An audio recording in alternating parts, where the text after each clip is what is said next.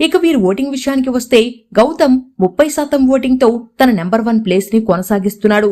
తర్వాత నిఖిల్ 25% ఓటింగ్ తో, నబిల్ 16% ఓటింగ్ తో, ప్రేరణ 15% ఓటింగ్ తో సేఫ్ జోన్ లో ఉన్నారు. అయితే అన్యూహంగా టాప్ ప్లేస్ లో ఉన్న విష్ణుప్రియ డేంజర్ జోన్ లోకి వచ్చారు. ప్రస్తుతానికి విష్ణుప్రియకి 12% ఓటింగ్ ఉండగా రోహిణికి కూడా 12% ఓటింగ్ తో డేంజర్ జోన్ లో నిలిచారు. అటు సోషల్ మీడియాలో భారీ మద్దతు ఉండడంతో ఆమె గట్టెక్కే అవకాశాలైతే కనిపిస్తున్నాయి. రోహిణి తొలిసారిగా నామినేషన్స్ లోకి రాగా ఈమె ఈ వారం గట్టిగా పోరాడినప్పటికీ ఆటను ఇన్ఫ్లుయెన్స్ చేసే రేంజ్ లో టాస్కులు పడకపోవడంతో ఆమె ఎలిమినేట్ అయినా ఆశ్చర్యపోనక్కర్లేదని అంటున్నారు. అయితే మీరందరికీ తెలియని ఇంకొక విషయం, ఈ వారం డబుల్ ఎలిమినేషన్ పక్కా.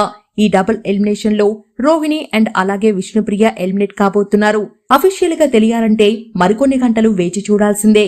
అలాగే ఈ సీజన్ విన్నర్ ఎవరైతే బాగుంటుందని మీరు అనుకుంటున్నారో కింద కమెంట్ సెక్షన్ లో పక్కాగా రాయండి.